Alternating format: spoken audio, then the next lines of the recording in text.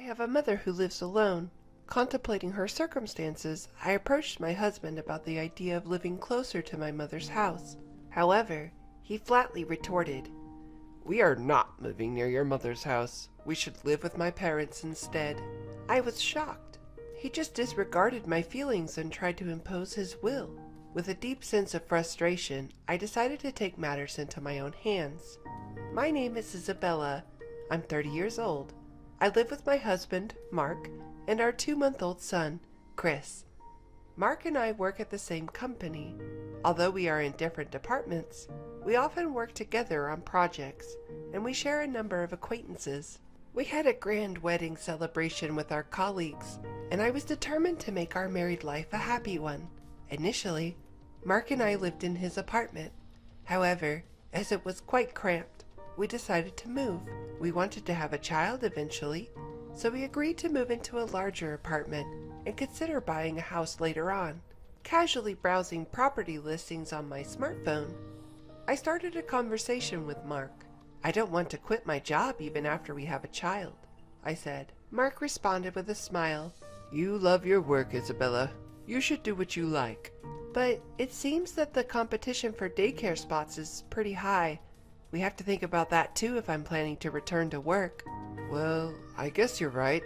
We'll figure it out somehow," Mark nonchalantly replied, fiddling with his smartphone. I then decided to bring up an idea that I had been contemplating for a while. "You know, there's something I've been wanting to talk about," I began. "Oh? What is it?" he asked. "I'd like us to live closer to my mother's house, just in case something happens." "Why would we do that?" he inquired. "Well, you know my father passed away a few years ago, so my mother is living alone now. I want to be able to rush over if something happens." "Your mother seems fine. There's no need to worry about that now." "Well, yes, but I think it's better to have someone close by who can support us when we have a child." His response was noticeably reluctant. I tried to persuade him further. "If it's just the two of us raising the child, it could be quite difficult, right? If my mom is nearby, I believe it'll ease your burden," I insisted. "Nah, I can't do that," he countered. "What? Why not?" "Because if we live near her mom, we'll have to see her often. That would be stressful." "I understand your concern, but I promise I'll try my best not to burden you." "When we have a child, you won't be able to work for a while, which means we'll be living on my income alone, right? So why should I have to deal with the extra stress?" "Well," in response to my silence, he coldly stated, "We're not moving anywhere near your mother's house." "But," I protested. "After giving birth, you won't be able to contribute to the rent or the living expenses, right? Yet, you're the only one thinking about what's convenient for you. Don't you think that's a bit selfish?" Hold on, what kind of logic is that? Sure, I wouldn't be able to work for a few months after giving birth, but does he really need to be so negative about it? Don't you think we should try harder to cooperate as a married couple? My husband's actions didn't make any sense, and I felt that if I continued to speak up, things would not progress in a positive way. We're newlyweds. I don't want to quarrel at this point. Fine. I got it. Leaving these words behind, I left the room. I couldn't bear this atmosphere any longer. Eventually, I gave up on living near my mother's home and decided to settle in an area close to both of our workplaces. After moving, work and our marital relationship were going fairly well, and we were leading relatively peaceful days. One day, I found out I was pregnant. My work was going well, so I felt a little guilty, but my child was my top priority. Taking handovers into account, I worked up until the last possible moment before my family leave. Since I had more free time after starting my family leave, I started visiting my mother more often. My husband Mark was coming home past midnight almost every day due to overtime work. If things continued this way, I would undoubtedly have to single-handedly raise our child after giving birth. As it would be my first child, everything was new to me and I felt a lot of anxiety. One day, I was visiting my mother at home and I blurted out my real feelings to her. "Mom, I'm really looking forward to the baby coming, but I'm also very anxious." "What's wrong, Isabella? That's not like you. You have Mark, don't you?" Mark seems busy with work, and when I asked him to take care of our baby together after giving birth, he yelled at me, saying, "How can I, a man, do that?" As I explained, my voice trembled and my mother looked worried. I decided to express my feelings clearly to my mother. "Hey, Mom, can I come back here for a while after the baby is born?" "Well," my mother tilted her head and thought for a moment. "It's going to be tough at first, and it would be a bit of a hassle for me to commute to your place every day. I would be grateful if you could come over to our house, Isabella." "Really? Can I stay?" "Of course. I'd be happy to spend time with my grandchild, and nothing would make me happier than being able to support my daughter." "Thank you, Mom. I'll talk to Mark about it when I get home today." By revealing my anxiety to my mother, my heart felt significantly lighter. Right, I should talk to Mark properly. As a couple, we need to consider our child's future carefully. That night, I talked to Mark about the situation with my mother. However, his reaction was not what I was hoping for. What? Go back to your parents' house? You must be kidding. "I'm serious." I lean forward, trying to convince my husband. "I'm nervous because it's my first time, and I need to rest for a month after giving birth. I don't think I'll be able to do the housework. That's why I want to go back to my mother's house for a while." "That's ridiculous. Who's gonna cook for me? Who's gonna do the laundry?" Can't you manage on your own for just a little while, Mark?" Huh? I'm out there working, and now you want me to do housework too? "You're a monster," Mark huffed. But in my confusion, Mark sighed heavily. I get it. I should help out, right? "Huh? Help out?" That's what I'm saying. I'll assist with childcare. I'll handle the chores and childcare for the first month after birth, okay? That way, there's no need for you to go back to your mother's home, right? "Well, I guess so." Okay, then it's settled. I'll help out. This discussion's over. I understand. I wasn't entirely convinced, but the best thing for our family would be if we could work together to raise our child. I felt some apprehension, but I decided to trust Mark's words. I gave up the idea of going back to my mother's home and called my mom to explain the situation. "I see.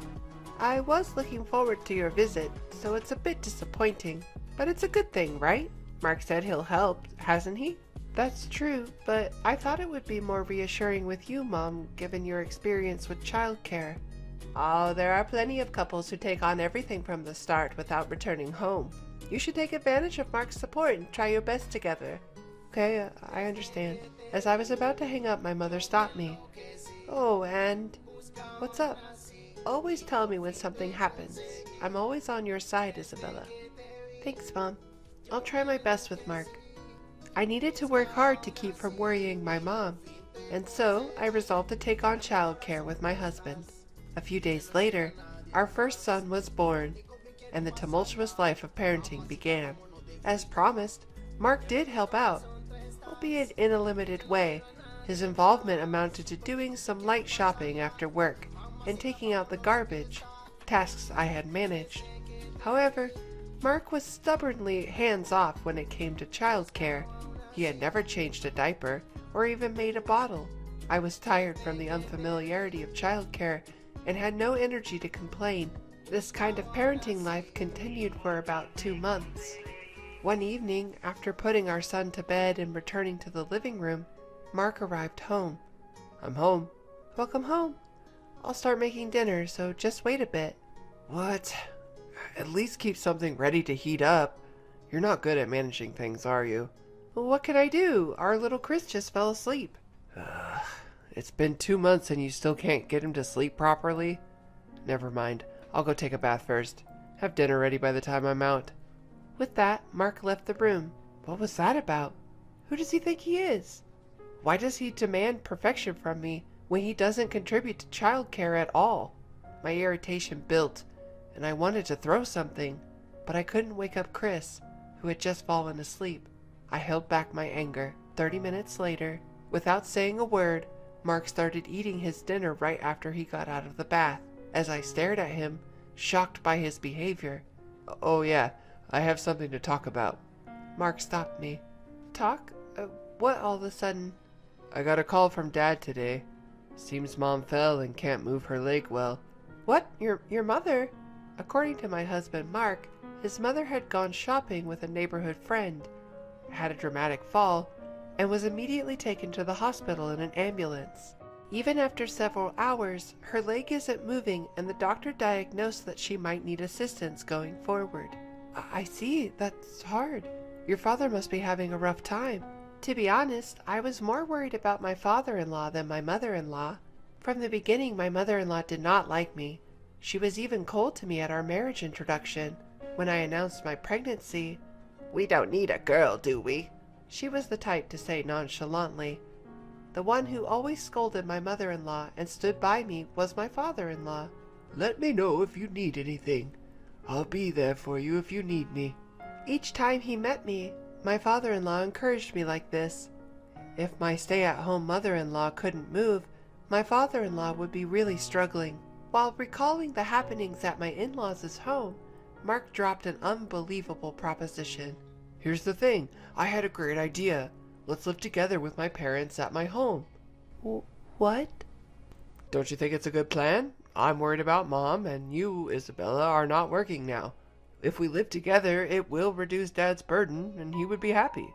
Wait just a minute. You're joking, right? The reason I'm not working is to take care of our son, Chris.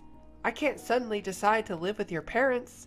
But it's been 2 months already. You must have some free time now. Right now, Mom is the priority. You should understand that. Is he serious? When I suggested living near my mom, he outright refused. But now it suits him just perfectly. Mark is not the type to visit his home frequently, so it was convenient so far. But living with my mother-in-law is out of the question. Knowing Mark, if we lived together, he would certainly side with his mother and be harsh on me. Unable to bear it any longer, I vented my frustrations. Don't mess with me. You flat out denied when I wanted to live near my mother, but now it's okay when it's about you? What? What's that about? Your mother is fine, isn't she? But, unlike your house, my mom lives alone. What if something happens? You're not considering my anxieties, are you? Shut up. Listen here. You married me and became my wife. You should stop arguing and listen to what I say. At that moment, any residual affection I had for my husband vanished instantly. He doesn't consider my feelings, let alone seeing me as an equal. I cannot continue a marital relationship with him. Seeing my silence, Mark probably thought I had agreed and dropped this line. Anyway, it's decided that we're going to live together. We're moving as soon as possible, so get the stuff packed by tomorrow. I understand. You should have just obediently listened to me from the start. With that, Mark left for the bedroom without even clearing the dinner dishes. The next day, once Mark left for work, I packed the minimum necessary stuff and left the house. Of course, just for me and my son. When I returned to my mother's house with my son, my mother was initially shocked, but accepted our situation once I explained.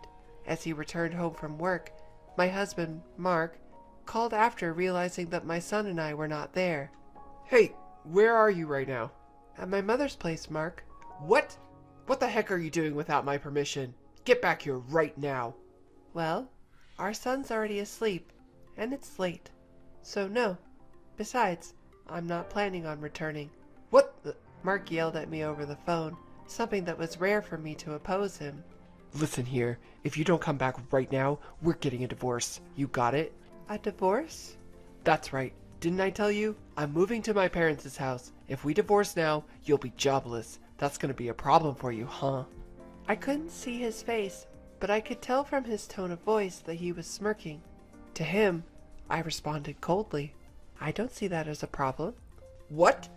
I have no objections to the divorce. So please, send the divorce papers to the court. What are you saying? You're the one who's going to be in trouble if we get a divorce. Maybe he thought that if he provoked me with a blaming tone, I would listen to him. I was thoroughly disgusted by his naive thinking. If you want to move to your parents' house, go ahead. I won't. What? You think you could just do that? I don't need your permission. After all, we're getting a divorce. Why should I listen to what a stranger has to say? Who do you think you are talking like that? My patience with Mark, who still looked down on me, had reached its limit. Enough is enough. Who the hell do you think you are? How much more do you have to belittle someone before you're satisfied? I didn't get married to become your slave. Stop treating women like they're stupid. What's going on? Isabella, calm down. Calm down? I can't keep quiet after being belittled this much. If we can't support each other as a couple, then I don't need a man like you. Divorce? I'd be more than happy to. Live by yourself at your parents' house. Never involve me again. With that, I hung up the phone. Mark kept calling persistently, but I ignored all of them. Then he started to send me disturbingly affectionate texts. Isabella, I can't live without you. You don't have to live with my parents. Please come back. I understand. Let's live with your mother, just the three of us. 1 month later, his love messages abruptly stopped, and he unexpectedly agreed to the divorce. It was all thanks to my father-in-law. When Mark complained about the situation to him, he ended up getting scolded instead. Listen, Mark, you can't just impose the idea of living together on someone. But Dad! Oh, shut up. You need to learn more about the world, and that's why Isabella left you. It's pitiful. My stern father-in-law, after scolding my husband, instructed him to proceed with the divorce. My husband, unable to defy his father, grudgingly agreed to the divorce. I filed the divorce papers that were mailed to us, and we were officially no longer a couple. Afterwards, I received an apology from my father-in-law. Isabella, I'm truly sorry. My foolish son must have caused you trouble, hasn't he? It's all right, sir. It's all water under the bridge now. Live your life your way, Isabella, and thank you for everything. I can't express enough the gratitude to my father-in-law, who has shown nothing but respect until the end. The woman I am today is thanks to him. As for me, I'm in the thick of it, juggling work and motherhood as a single mom. With help from my mother, I strive daily to become a better mother for my son. Being married and being a couple doesn't guarantee happiness. I don't need a husband to be happy. Just having my beloved son and mother by my side is more than enough for me.